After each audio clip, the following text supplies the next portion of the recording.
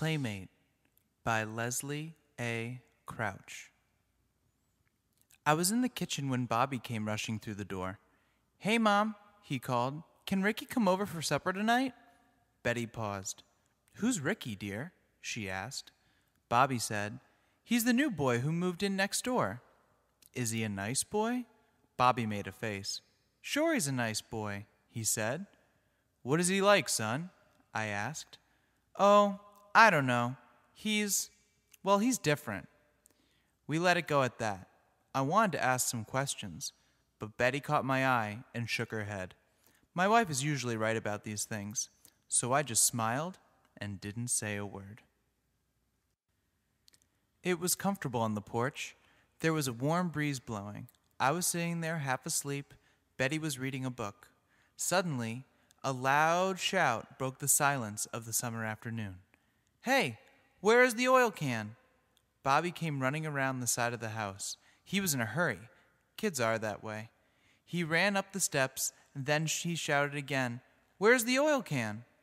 "I think it's on the shelf in the basement," I said. "Just squeeze the can, and the oil will squirt out." Page 8. "That's the kind I want," Bobby said. He dashed off. Betty called out, "What do you need the oil for, Bobby?" Bobby yelled as he disappeared into the house, "It's for Ricky! He squeaks!" I didn't know what Bobby meant by that. Neither did Betty. But children talk in a funny way sometimes. I closed my eyes, and Betty read her book. At supper, the food smelled very good. Betty is a wonderful cook. "Where is Bobby?" she asked as we sat down at the table. "Oh, he's around somewhere. He's down the basement, I think." Just then, we heard his footsteps coming up from the stairs. Then we heard those of his new friend as Ricky clattered up the steps. Bobby went into the kitchen to wash. "Get another towel for your friend," Betty called. "Don't need it," Bobby said. "Only need one. Ricky doesn't wash." I looked at Betty, and she looked at me. Then Betty went into the kitchen. "Oh dear," I heard her say a few seconds later. Betty came back. She held on to the side of a chair. There was a funny look on her face. She didn't look frightened, but she did seem shocked. She was shaking her head. Then Bobby and his friend Ricky came in. There was something unusual about the boy. He walked in a stiff kind of way. It looked as though his knees could not bend. There was something strange about his face, too. It seemed a little shiny. And there was something funny about his mouth. Of course it opened and closed, but it did that very, very slowly. I watched the new boy as we ate. He didn't drink his milk the way Bobby did. He held the glass up over his mouth, then he poured it all down. The whole glass of milk quickly disappeared. He didn't chew his food either, as far as I could tell. He just put the food into his mouth, and down it went. He kept eating that way, like some kind of machine, until his plate was empty. When the meal was over, Bobby was in a hurry to leave. His new friend, page 10, seemed just as eager to go. When they were gone, Betty stared at me. She said, "Al, that boy, he's different." "I know what you mean," I said. "He certainly is. Did you see how he walks? Did you see him eat?" "But that isn't all. I went into the kitchen to ask him to wash. What do you think I saw? He was oiling himself." "He was what?" "Oiling himself. He squirted oil into his hands, then rubbed the oil on his neck and his knees and wrists." "Come on," I said. "We better get to the bottom of this. Let's find Bobby." The boys were building something in the backyard. We could see that they had some long pieces of wood. They were nailing them together. Bobby was banging away with a hammer. "How are you doing, Ricky?"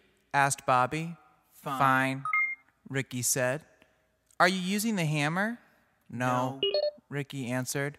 It's faster this way." "Doesn't it hurt your hand?" asked Bobby. No. "I wish I could drive in nails with my hand." It's easy, said Ricky. You just take the fist and give the nails a good whack. We didn't hear the rest. We just stood there and stared. Ricky had some nails in his mouth. He would take one out and hold it against the wood. Then bang! He brought his fist down and knocked it in. He didn't use a hammer. He kept banging in the nails, just using his fist. Betty felt a little weak. I didn't feel so well either. We walked back to our house. Then we went to see our new neighbors. We rang their bell. A very ordinary couple came to the door. "We're Mr. and Mrs. Hanson," I said. "We live next door." "Please come in," said the woman. "We thought that you might come by." "Our name is Robeson," said the man. "I guess that you've met our son." "Yes," Betty answered. "He came over for supper." "Oh," said Mrs. Robeson. "So now you know. We've had to move so often, people just don't understand." "I'm so sorry," Betty said. "But really, he seems like such a nice boy. He is so quiet and polite. But he's... Yes, I know what you mean," Mr. Robeson said. "He is different. He's almost 7 years old now, but he has been that way ever since he was born." "Have you taken him to the doctor?" I said very softly. "A doctor?" Mr. Robeson laughed. "We took him to the best. They found out nothing. They wanted to experiment on Ricky. We couldn't let them do that. After all, he is our son." Page 12. "He grows every year," Mrs. Robeson said, "but no one seems to understand how. Still, nothing ever hurts him. He never gets sick, and there isn't anything that he can't eat." "Of course, there's the oil," Mr. Robeson said. "He has to oil himself a lot, or else he gets so stiff he can hardly move." "What did the doctor say about that?" Betty asked. "Oh, they used a lot of long words, but they really didn't know."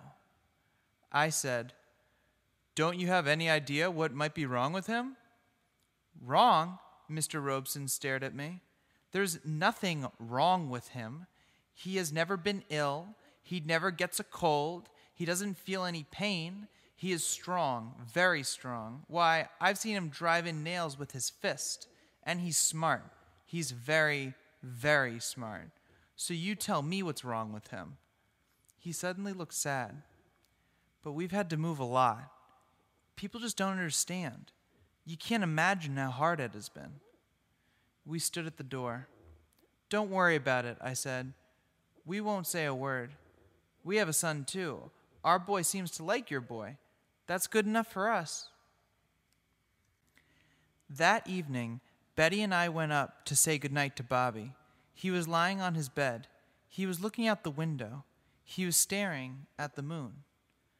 Bobby turned as we came into the room. "What were you thinking about, son?" I asked. "I was just thinking about Ricky, Dad." "What about Ricky?" asked Betty. Bobby looked at us. His face was sad. "I was thinking how lucky Ricky is. He can't ever get hurt or be sick. He told me he'll live for hundreds and hundreds of years. And he knows millions of things that I don't know. He's awfully lucky and awfully smart. I wish that I could be like him." "What is he like?" Betty asked. Bobby said, "He asked me not to say, but I guess that it's all right to tell you." Bobby sighed. "Ricky hasn't got insides the way we do. He's got wires and metal and all kinds of things. He doesn't really have to eat, but he does because he likes the way things taste." Betty's hand closed tightly over mine. Was Bobby making this up? Was this some type of game? "Are there others like Ricky?" I heard Betty ask. "Oh, yes. Ricky says there are lots more. He says he knows 10 right here in this city." "How did he meet them?" I asked. "Ricky doesn't have to meet them," Bobby said. "He just thinks. Then one of them thinks back, and they know." Bobby lay down and looked at the moon. "I wish I were like Ricky," he said. "Then I could do all kinds of wonderful things. Ricky says that when he gets big, his people will rule the world. There won't be any more wars. They won't let people be bad or kill each other Oh, why can't I be like him?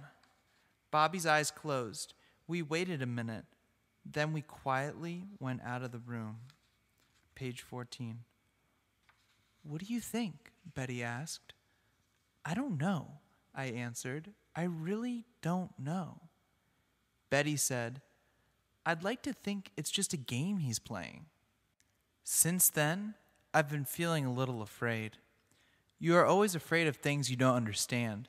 You are always afraid of things you can't stop. You see, the neighbor's boy still plays with Bobby. The other day, I saw them building something near the garage.